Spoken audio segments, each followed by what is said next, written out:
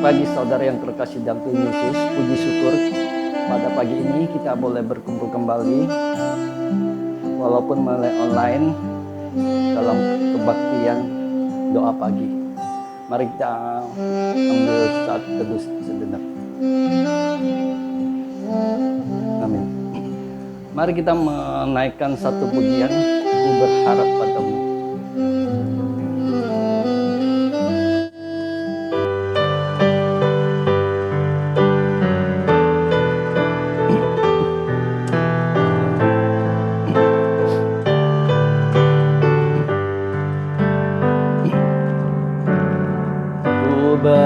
Berharap kepadamu, kau benteng dalam kekuatanku. Ku berdoa kepadamu, kau tanduk keselamatanku. Kaulah Tuhanku, Kaulah Rajaku, Kaulah benteng dan tiraiku. Hatiku rindu menyembahmu, ku sembah sujud kepadamu. Mari kita masuk dalam doa. Tuhan Yesus, terima kasih atas kasih anugerah-Mu. Pada pagi ini kami boleh datang ke hadapan-Mu. Bapa, ampuni kami, baik disengaja mau tidak. Suci dan kuduskan kami Bapa, supaya kami layak datang ke hadapan-Mu. Tolonglah Bapa, berkatilah kebaktian doa pagi ini dari awal sampai akhir. Terima kasih Bapa, kami serahkan semua ke dalam tangan-Mu. Kami naikkan doa ini hanya di dalam nama Tuhan kami Yesus Kristus. Amin. Ya, mari sebelum kita menaikkan doa syafaat, mari kita menaikkan satu pujian. Allah kuasa melakukan segala perkara.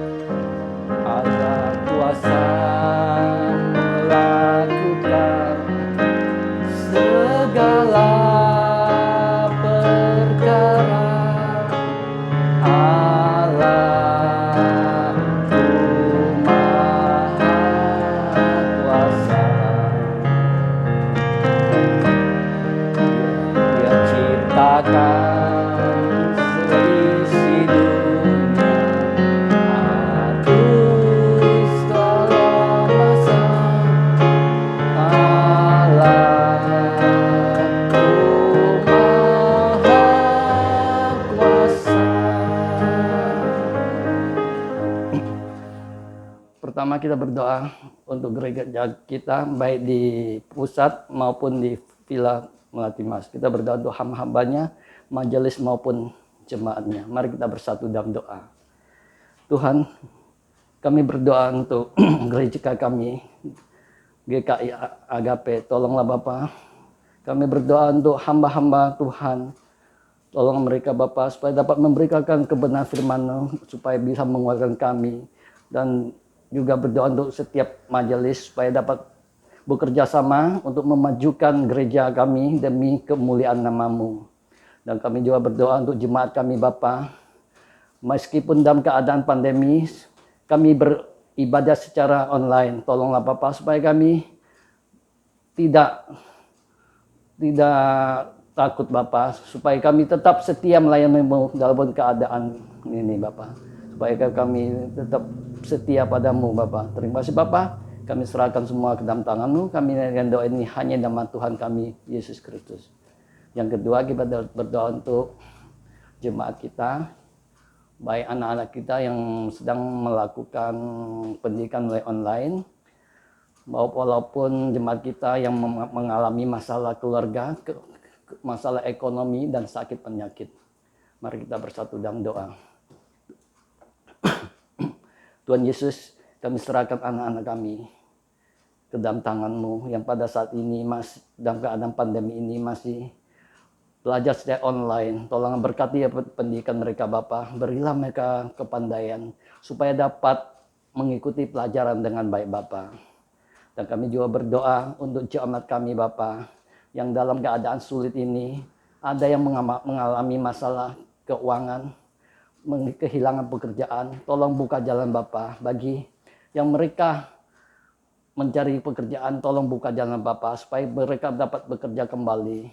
Dan juga yang menderita sakit, kami mohon belas kasih-Mu Bapa, jamah dan sembuhkan Bapa. Berilah kami kekuatan Bapa dan keyakinan. Kami percaya Bapa dalam keadaan sesulit apapun, kami percaya Engkau tidak akan meninggalkan kami. Ajarilah kami Bapa bahwa segala perkara dapat kami tanggung di dalam Engkau yang memberikan kekuatan kepada kami. Terima kasih Bapa, kami serahkan semuanya ke dalam tangan-Mu. Kami naikkan doa dan syukur ini hanya di dalam satu nama Tuhan kami, Yesus Kristus yang hidup. Yang terakhir kita berdoa untuk bangsa negara kami.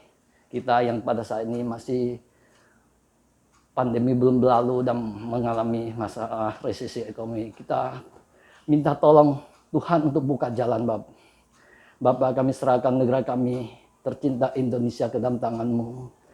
Terutama pemimpin kami Bapak yang di dalam masa ini mengalami pandemi yang sulit ini. Tolonglah Bapak supaya walaupun keadaan sudah terkendali, ajar kami Bapak supaya tetap setia dan berilah bangsa kami untuk taat prokes Bapak supaya cepat berlalu dan mengalami masalah kesulitan ekonomi. Tolong buka jalan Bapak. Kami mohon pulihkan ekonomi negara kami supaya dapat bertumbuh lagi dan kami dapat bekerja kembali Bapak. Terima kasih Bapak, kami serahkan negara kami yang ke dalam tangan-Mu. Kami percaya Engkau akan menolong kami. Kami naikkan doa ini hanya di nama Tuhan kami, Yesus Kristus. Amin. Ya, sebentar lagi kita akan mendengarkan renungan firman Tuhan. Mari kita menaikkan satu pujian El Shaddai.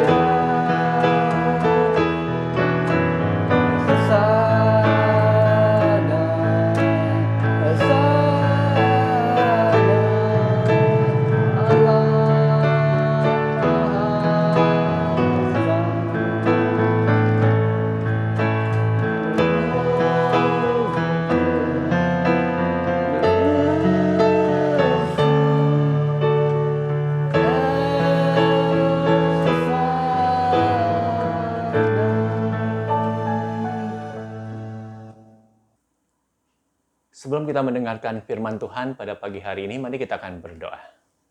Bapa, kami bersyukur buat kesempatan yang Tuhan berikan bagi setiap kami sebagai umat-Mu.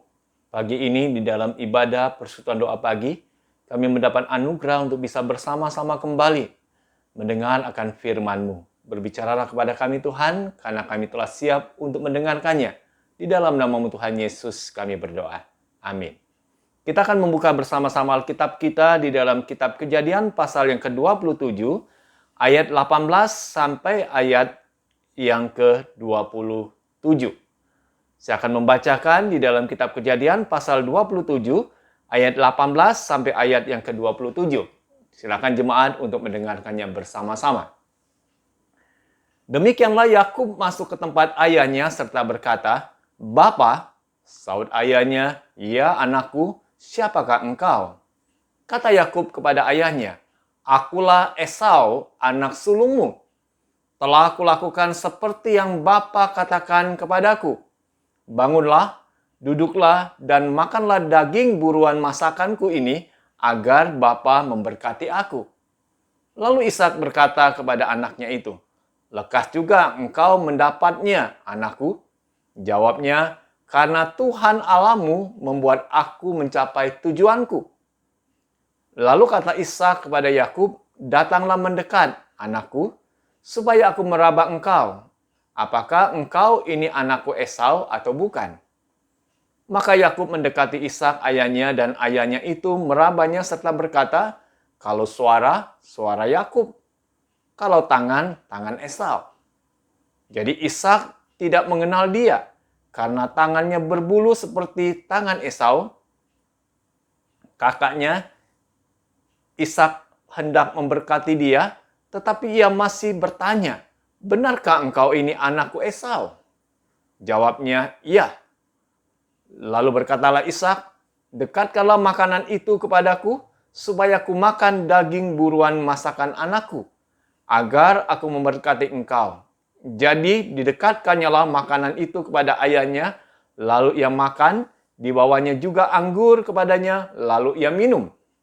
Berkatalah Ishak ayahnya kepadanya, "Datanglah dekat-dekat dan ciumlah aku, anakku." Lalu datanglah Yakub dekat-dekat dan diciumnya lah ayahnya. Ketika Ishak mencium bau pakaian Yakub, diberkatinyalah dia, katanya, "Sesungguhnya bau anakku adalah sebagai bau padang yang diberkati Tuhan." Pada pagi hari ini kita akan belajar kembali melanjutkan apa yang diberitakan di hari Sabtu minggu lalu. Jadi kalau kita mendengar dan membaca kisah sebelumnya, bagaimana sosok orang tua, yaitu Ribka, sebagai sosok seorang ibu, harusnya memberi sebuah contoh keteladanan yang baik untuk anaknya Yakub. Harusnya dia mencontohkan bagaimana seorang itu harus bertindak jujur, berkata jujur. Tetapi justru sosok seorang ibu ini memberikan contoh yang tidak baik. Dan anak itu akan meniru apa yang dilakukan oleh orang tuanya. Budaya meniru ini seringkali diikuti oleh anak-anak ketika dia melihat contoh yang diperlihatkan oleh orang tuanya. Dan pada hari ini, kita melihat dampak dari kebohongan yang dilakukan Ribka terhadap anaknya, yang dia contohkan terhadap anaknya Yakub, itu diikuti. Jadi ketika kita baca di dalam Kejadian pasal 27 ayat 18 sampai ayat yang ke-27, ketika Ribka sudah mempersiapkan segala sesuatu, masakan itu sudah dibuat oleh dia, makanan yang enak yang disukai oleh suaminya Ishak. Dia sudah persiapkan segala sesuatu. Yakub pun sudah dia pakaikan pakaian Esau kakaknya. Kemudian dia juga sudah dibalutkan dengan kulit kambing.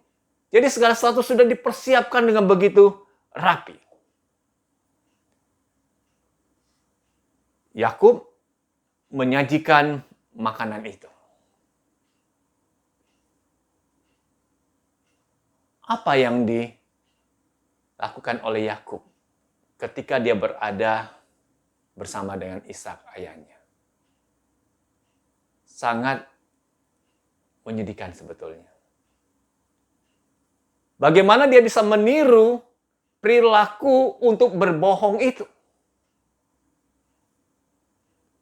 Dan yang dibohongi bukan orang yang jauh, tapi justru ayahnya sendiri. Aneh bagi kita. Sosok seorang anak diajari oleh ibunya untuk membohongi. Orang istilah keren sekarang untuk mengibuli ayahnya sendiri. Guna untuk memperoleh berkat buat anak kesayangannya. Kebohongan seperti apakah yang dilakukan oleh Yakub di hadapan ayahnya Ishak? Ada dua hal besar kebohongan yang diucapkan oleh Yakub ini. Yang pertama dikatakan, ketika ayahnya bertanya, "Siapakah engkau?" Dia jelas-jelas Yakub. Tetapi ketika ayahnya bertanya, "Siapakah engkau?" Yakub dia bisa ganti menjadi Esau. Jauh sekali perbedaannya. Tetapi itulah yang namanya kebohongan. Dia berani mengakui dirinya, menyatakan bahwa dirinya adalah Esau, bukan lagi Yakub. Dan ini bukan hanya sekali dia lakukan, tetapi diulangi 2 kali. Jadi nanti ketika Ishak akan memberikan berkat, dia meyakinkan bertanya kembali kepada anaknya ini, apakah betul dia adalah Esau itu? Yang pertama, Yakub berbohong. Dia katakan, "Aku Esau." Kemudian 2 kali dia lakukan itu. Kalau kita baca di dalam ayat yang ke-20, kita lihat di dalam ayat yang ke-24. Jadi ketika Ishak bertanya sekali lagi, apakah betul dia adalah Esau? Dia jawab di ayat 24-nya. Tetapi ia masih bertanya, "Benarkah engkau ini anakku Esau?" Jawabnya, "Iya." Wah, sungguh menyedihkan sebetulnya. Bagaimana bisa keluar dari mulut Yakub sebuah pernyataan, sebuah ungkapan bahwa dirinya adalah Esau kakaknya? Ini jelas-jelas kebohongan yang begitu nyata. Kemudian yang kedua kebohongan dia lakukan itu apa? Kalau kita baca di dalam ayat yang ke-20. Lalu Ishak berkata kepada anaknya itu, "Lekas juga engkau mendapatnya, anakku." Jawabnya, "Karena Tuhan Allahmu membuat aku mencapai tujuanku." Ini udah terlalu sekali. Dia berani memakai nama Allah. Dia berani menyebut nama Tuhan di dalam kebohongan yang dia lakukan itu. Ini seringkali dilakukan oleh anak-anak Tuhan. Dia berani ungkapkan, mau menyebut-nyebut nama Tuhan untuk apa? Membenarkan dirinya. Padahal apa yang dia lakukan itu, apa yang dia ucapkan itu adalah kebohongan. Harus berhati-hati kita melakukan hal seperti itu. Jadi Yakub berani ungkapkan, karena pertolongan Tuhanlah aku ada sekarang ini, bisa mendapatkan buruan itu dan aku bisa mengolahnya dan menyajikannya kepada Bapa. Padahal itu bohong. Bukan dia berburu. Dia hanya mengambil kambing domba yang ada di kandang. Diolah oleh ibunya, lalu dia memberikan itu. Tetapi dia memakai nama Tuhan, menyebut nama Tuhan untuk membenarkan dan menguatkan dirinya seolah-olah dia sebagai pribadi yang benar, pribadi yang disertai dan diberkati oleh Tuhan. Ini yang dilakukan oleh Yakub. Jadi ketika seseorang itu sudah belajar melihat, meneladani orang yang terdekat, mengajarkan tentang kebohongan, maka segala sesuatu bisa dia halalkan untuk tetap hidup dalam kebohongan itu. Ini yang terjadi pada diri Yakub. Dan apakah pertanyaannya bagi kita ketika dia sudah melakukan kebohongan demikian, sedemikian rupa, sedemikian hebat, dan juga begitu mulus sekali. Apakah dia mendapatkan berkat itu? Dapat. Ya. Dia pada akhirnya dapatkan berkat itu. Di ayat yang ke-27 terus kita baca lagi ayat-ayat selanjutnya. Berkat itu diucapkan oleh Ishak, diturunkan atas diri Yakub. Dia mendapatkan, mencapai apa yang dia inginkan, apa yang menjadi ambisi bagi dia untuk mendapatkan berkat dari ayahnya, dia dapatkan dengan cara kebohongan. Tapi persoalannya, apakah dengan cara kebohongan seperti itu membuat kehidupan Yakub menjadi tenang? Membuat kehidupan keluarga besar dari Ishak ini hidup di dalam damai? Nyatanya tidak. Kebohongan itu tidak akan membuat seorang bisa hidup dengan tentram. Bisa hidup dengan nyaman. Dia akan gelisah, dia akan takut, bahkan dia bisa melarikan diri. Karena keadaan gak nyaman bagi dia.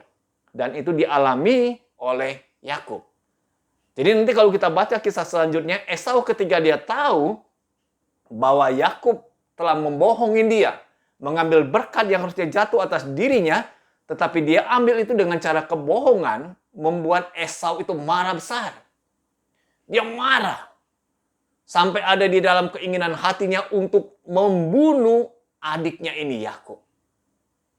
Menakutkan sebetulnya. Sehingga pada akhirnya, Yakub harus melarikan diri, menjauhkan diri dari kakaknya, bahkan menjauhkan diri dari kedua orang tuanya, Ishak dan Ribka. Menyedihkan. Bukan hanya dalam waktu yang singkat, bukan hanya dalam waktu hanya hari atau bulan atau tahun, tetapi puluhan tahun dia harus berpisah dari kakaknya Esau, bahkan dari kedua orang tuanya. Dia harus menyingkir puluhan tahun di sana. Nah, jadi hari ini kita boleh belajar diingatkan kembali. Lewat kisah ini, kita sebagai orang tua, keteladanan seperti apakah yang kita tunjukkan buat anak-anak kita? Keteladanan yang baik, bicara yang jujur, atau keteladanan yang buruk yang kita perlihatkan? Tingkah laku yang buruk, perilaku yang buruk, kata-kata penuh dengan kebohongan itu. Setiap apapun yang kita perlihatkan, kita tunjukkan di hadapan anak-anak kita. Mereka akan melihat itu dan mereka akan meniru itu.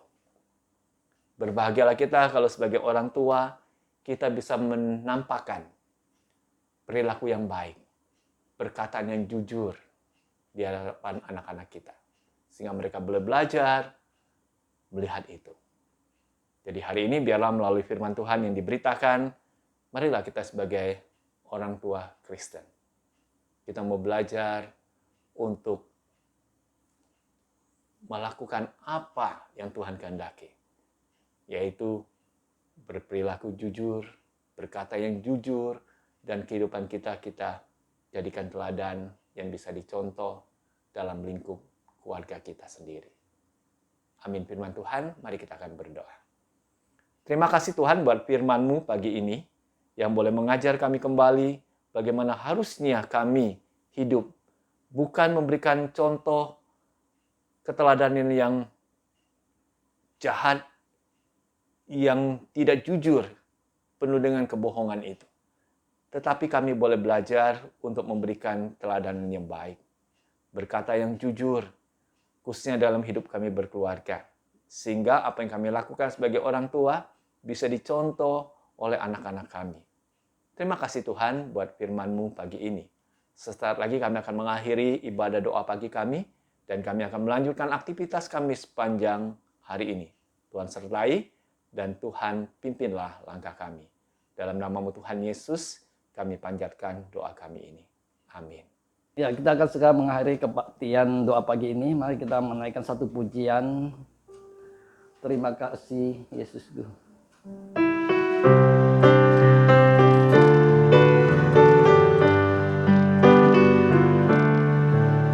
Terima kasih Yesusku. Terima kasih